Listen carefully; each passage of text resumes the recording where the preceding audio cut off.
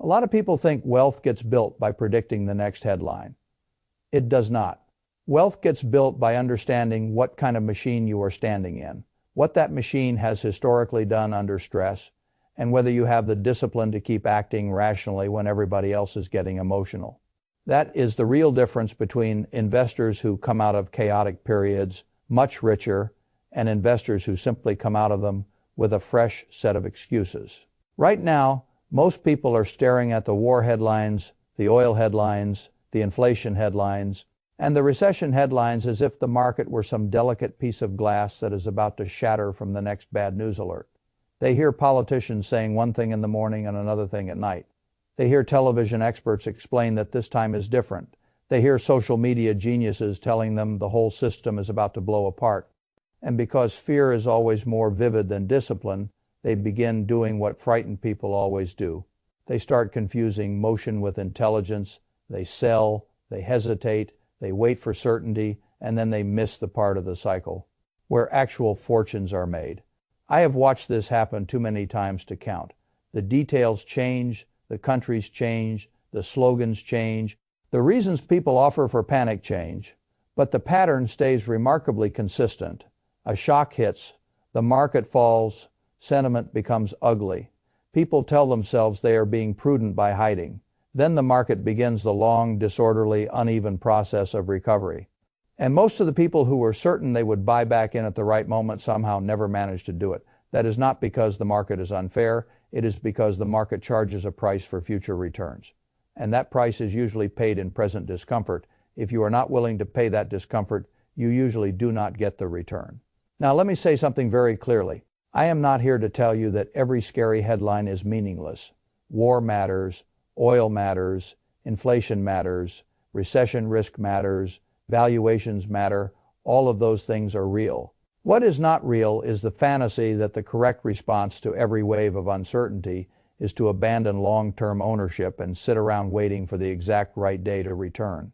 That strategy sounds intelligent only until you compare it with the historical evidence. History, if you bother to look at it honestly, tells a very different story from what fear tells you in the moment. Wars and geopolitical crises usually create an initial shock. The market sells off because uncertainty rises faster than anybody can comfortably model it. Traders hate uncertainty. Commentators hate admitting they do not know what happens next. So you get the usual cascade. Oil spikes, inflation fears rise, recession fears follow. People begin using ugly words from old textbooks: stagflation, supply shock, lost decade, systemic crisis. Every one of those phrases has the emotional texture people want in a panic, but when you zoom out, the broad market has a habit that matters more than all of them. It recovers, not immediately, not politely, not in a straight line, but recover. It does, and the people who understand that distinction stop asking the wrong question. They stop asking whether the next 12 months will be noisy. Of course, they may be noisy. They start asking whether noise itself can become a source of ownership for anyone patient enough to use it. That is the real issue in front of investors right now. The opportunity is not in predicting what the war headline will say next Tuesday. The opportunity is in understanding that volatile periods often contain some of the best long-term buying setups because fear temporarily prices good assets as though the future has suddenly become impossible. A lot of people resist that idea because they confuse short-term pain with long-term impairment. Those are not the same thing. A falling price is not automatically a falling business. A market correction is not automatically a permanent wound. A war shock is not automatically the end of a bull market.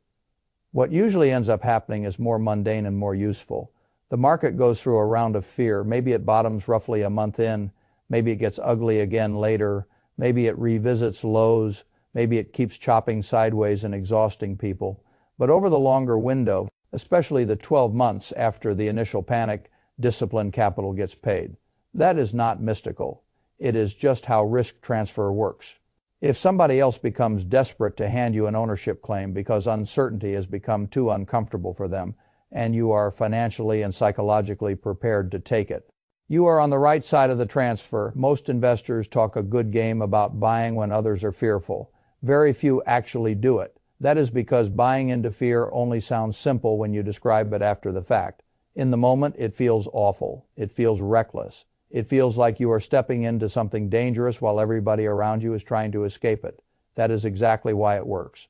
Now let us talk about the thing almost everybody is using to frighten themselves right now, oil. Oil is the perfect fear amplifier because it is easy to understand emotionally. If oil goes up, people imagine everything going up. Higher gas prices, higher freight costs, higher business costs. Then the imagination keeps running. If prices rise, inflation comes back. If inflation comes back, rates stay high.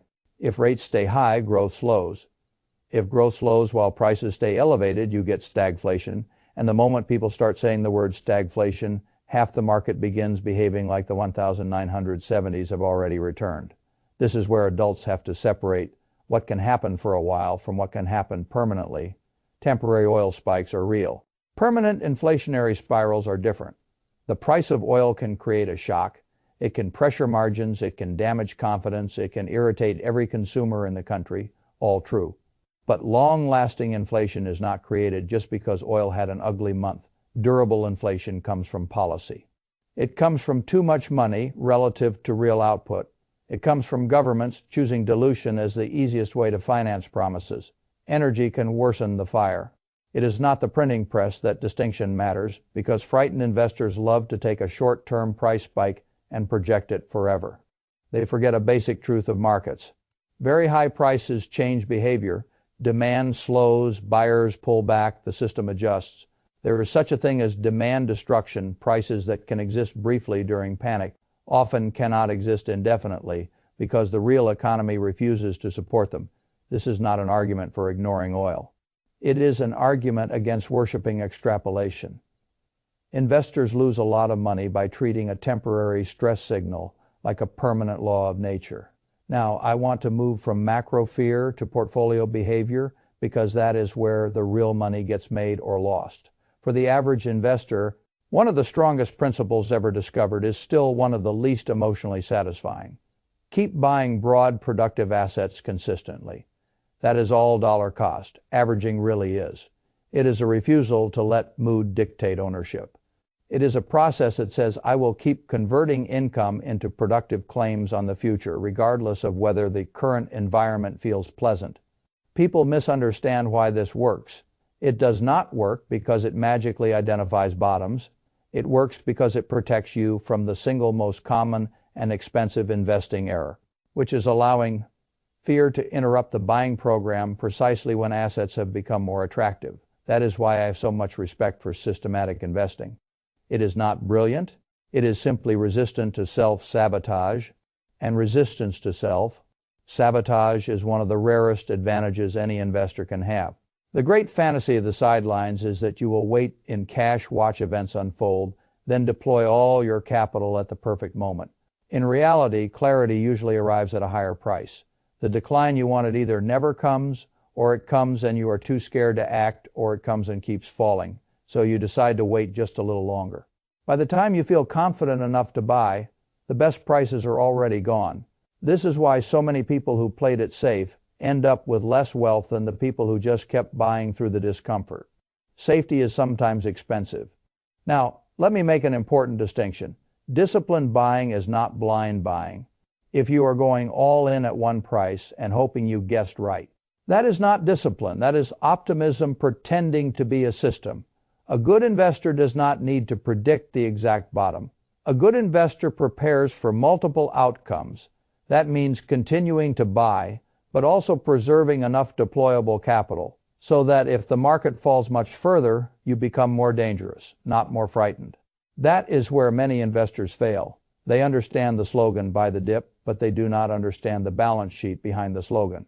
If you spent all your cash already and the market drops another 15% or 20%, your slogan is now useless. If you are mentally unprepared for deeper declines, your slogan is useless.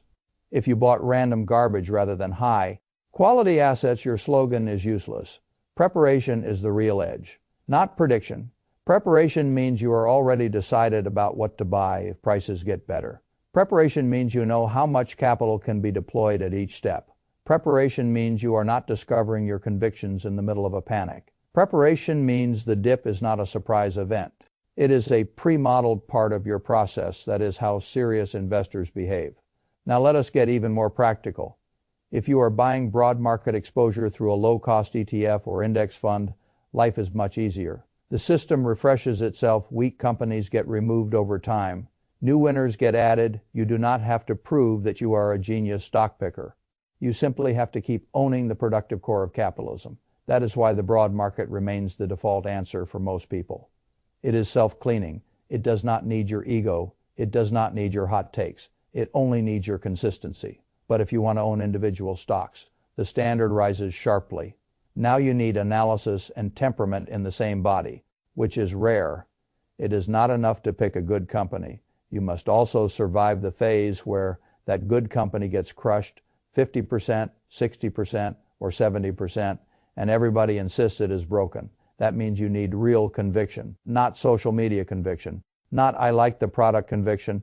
I mean business, model conviction, balance, sheet conviction, competitive advantage conviction, the kind of conviction that can survive ridicule because it was built on understanding rather than excitement. A lot of people think stock picking is an intelligence game. It is partly that, but it is also a character game.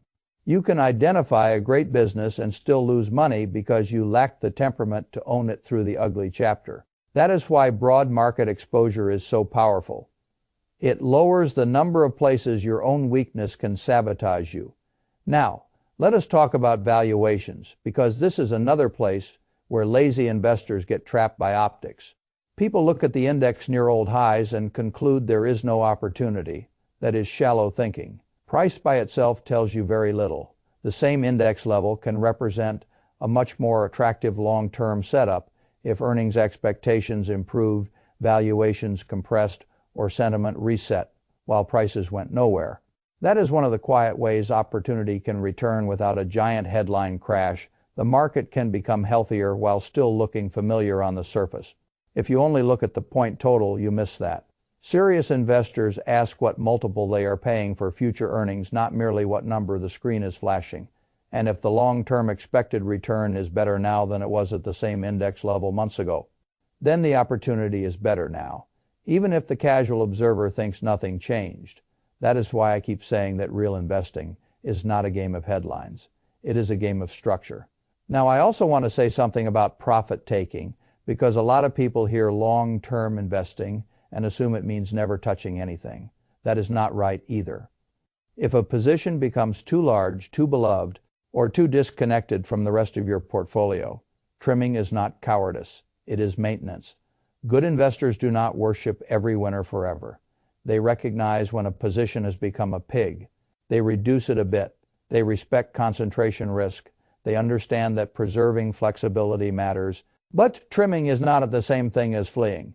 Smart risk management asks whether a position is too large relative to the whole portfolio. Panic asks whether the whole portfolio should be abandoned because the world got noisy. Those are completely different questions, and only one of them deserves serious attention. So what is the actual wealth opportunity in a setup like this? It is not one ticker. It is not one prediction. It is not one macro call. It is the chance to behave like an owner while everybody else is behaving like a victim. That is how generational wealth gets built. You keep buying quality while fear makes the price of patience cheaper. You maintain enough cash to become aggressive when others become helpless. You use broad ETFs when simplicity serves you better than ego.